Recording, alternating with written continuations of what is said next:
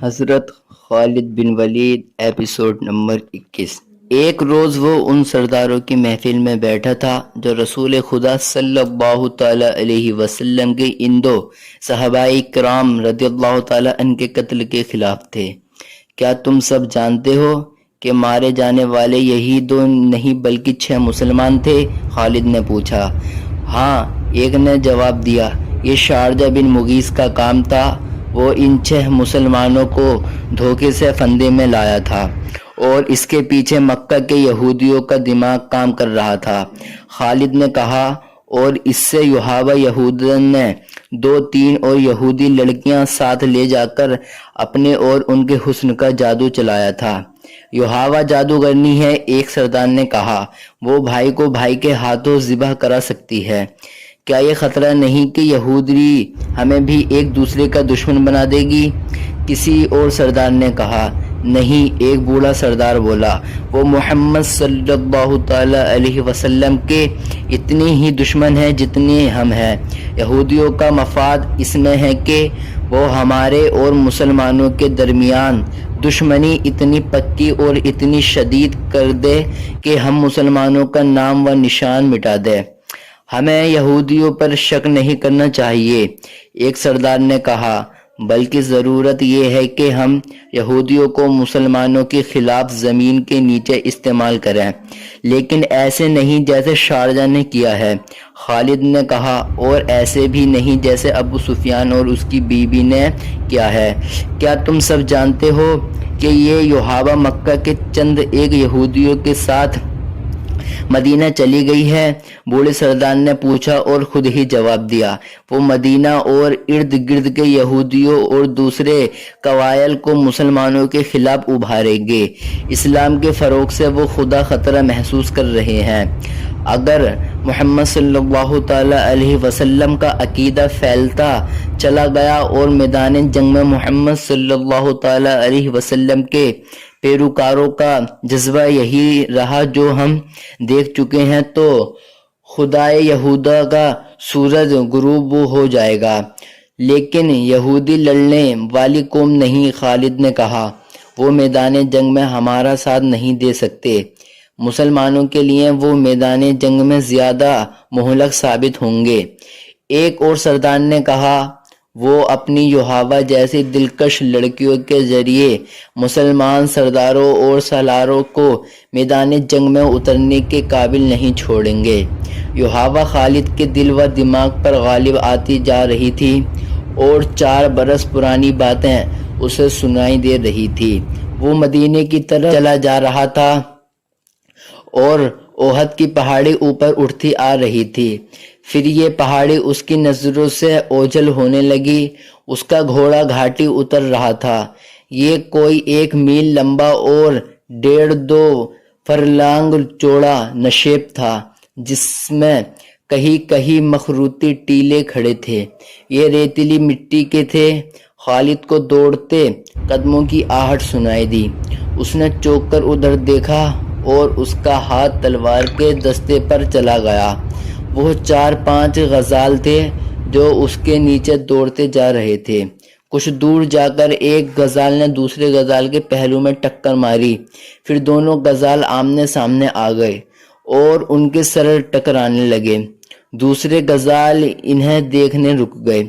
اتنے خوبصورت جانور آپس میں لڑتے اچھے نہیں لگتے۔ خالد انہیں دیکھتا رہا۔ ایک تماشائی غزال نے خالد کے گھوڑے کو دیکھ لیا۔ اس نے گردن تانی اور کھر زمین پر مارا۔ لڑنے والے غزال جہاں تھے وہیں ساکت و جامد ہو گئے اور پھر تمام غزال ایک طرف بھاگ اٹھے اور خالد کی نظروں سے اوجھل ہو گئے۔ قریش کے سردار 2 گروہ میں بٹ گئے تھے۔ ان کی آپس میں دشمنی پیدا نہیں ہوئی، لیکن پیار محبت اور اتحاد والی پہلی سی بات بھی نہیں رہی تھی۔ خالد کو آج یاد آ رہا تھا کہ سب ابو سفیان کی سرداری اور سالاری کو تسلیم کرتے تھے، لیکن کھچاپ سا پیدا ہو گیا تھا۔ جب اتحاد کی ضرورت تھی اس وقت اہل قریش نفاق کے راستے پر چل پڑے تھے۔ خالد کو یہ صورتحال سخت ناگوار گزرتی تھی، کیا آپ کو معلوم نہیں کہ آپس کا نفاق دشمن کو تقویت دیا کرتا ہے؟ خالد نے ایک روز ابو سفیان سے کہا تھا، کیا آپ نے کبھی سوچا ہے کہ اس نفاق کو اتفاق میں کس طرح بدلا جا سکتا ہے؟ بہت سوچا ہے، خالد، ابو سفیان نے اکتائے ہوئے سے لہجے میں کہا تھا۔ بہت سوچا ہے، سب مجھے پہلے ہی طرح ملتے ہیں، لیکن میں محسوس کرتا ہوں کہ بعض دل کے صاف نہیں۔ کیا تم کوئی صورت پیدا کر سکتے ہو کہ دلوں میں میل نکل جائے؟ ہاں، میں نے یہ صورت سوچ رکھی ہے، خالد نے کہا تھا۔ میں یہی تصویر آپ کے سامنے لا رہا تھا۔ جن سرداروں کے دلوں میں میل پیدا ہو گیا ہے وہ سمجھنے لگے ہیں کہ ہم اب نام کے جنگجو رہ گئے ہیں اور ہم نے مسلمانوں کا ڈر اپنے دلوں میں بیٹھا لیا ہے۔ شارجہ نے 6 مسلمانوں کو دھوکہ دے کر اور ان میں سے 2 کو آپ کے ہاتھوں مروا کر ہماری شکل و صورت کی بدل ڈالی ہے۔ اس کا علاج یہ ہے کہ ہم مدینے پر حملہ کریں یا مسلمانوں کو کہیں للکاریں اور ثابت کر دیں کہ ہم جنگجو ہیں اور ہم مسلمانوں کو ختم کر کے دم لیں گے۔ ہمارے پاس جواز موجود ہے۔ ابو سفیان نے اچھل کر کہا تھا، میں نے احد کی لڑائی کے آخر میں محمد صلی اللہ تعالی علیہ وسلم سے یہ بھی کہا تھا کہ قریش کے سینوں میں انتقام کی آگ جلتی رہے گی۔ ہم اگلے سال تمہیں بدر کے میدان میں للکاریں گے۔ ہاں، مجھے یاد ہے، خالد نے کہا۔ ادھر سے عمر رضی اللہ تعالی عنہ کی آواز آئی تھی۔ اس نے کہا تھا کہ ہمارے اللہ نے چاہا تو ہماری اگلی ملاقات بدر کے میدان میں ہی ہوگی۔ آواز تو عمر رضی اللہ تعالی عنہ کی تھی، الفاظ محمد صلی اللہ تعالی علیہ وسلم کے تھے۔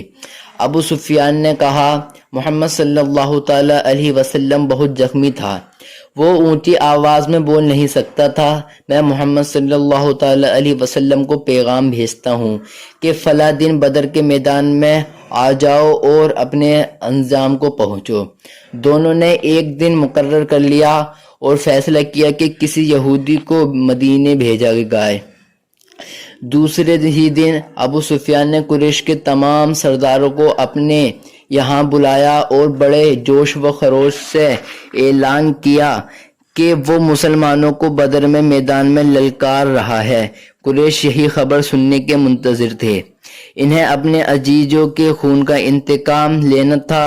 ان کے دلوں میں رسول اکرم صلی اللہ تعالی علیہ وسلم کی دشمنی بارود تھی کی طرح بھری ہوئی تھی، جو ایک چنگاری کی منتظر تھی۔ وہ کہتے تھے کہ محمد صلی اللہ تعالی علیہ وسلم نے باپ بیٹے اور بھائی بھائی کو ایک دوسرے کا دشمن بنا دیا ہے۔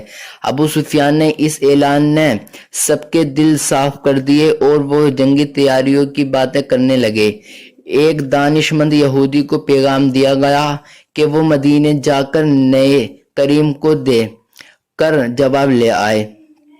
خالد کو یاد آ رہا تھا کہ وہ اس روز کس قدر مطمئن تھا اور مسرور تھا۔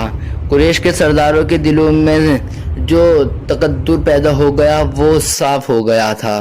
خالد بڑا ہانکنے والا آدمی نہیں تھا، لیکن اس نے یہ حتیہ کر لیا تھا کہ وہ رسول خدا صلی اللہ تعالی علیہ وسلم کو اپنے ہاتھ قتل کرے گا۔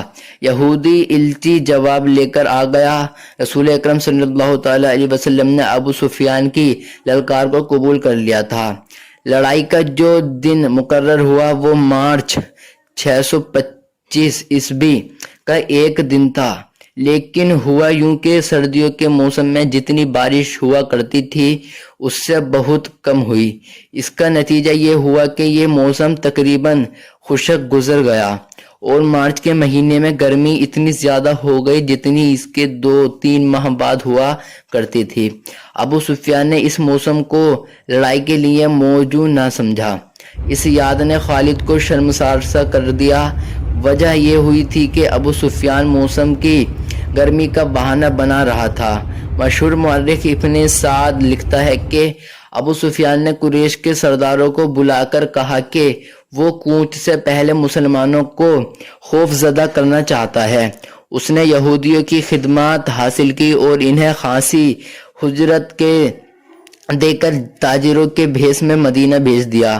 انہیں ابو سفیان نے یہ کام سونپا تھا کہ مدینہ میں وہ یہ افواہ پھیلائے کہ قریش اتنی زیادہ تعداد میں بدر کے میدان میں آ رہے ہیں جو مسلمانوں نے پہلے کبھی نہیں دیکھی۔ اس مورخ کے مطابق مدینے میں اس افواہ کو سچ مانا گیا اور مسلمانوں کے چہروں پر اس کے اثرات بھی دیکھے گئے۔ جب رسول کریم صلی اللہ تعالی علیہ وسلم تک یہ افواہ پہنچی اور یہ اطلاع بھی کہ بعض مسلمانوں پر خوف و ہراس کے اثرات دیکھے گئے ہیں تو رسول کریم صلی اللہ تعالی علیہ وسلم نے باہر آ کر لوگوں کو جمع کیا اور اعلان کیا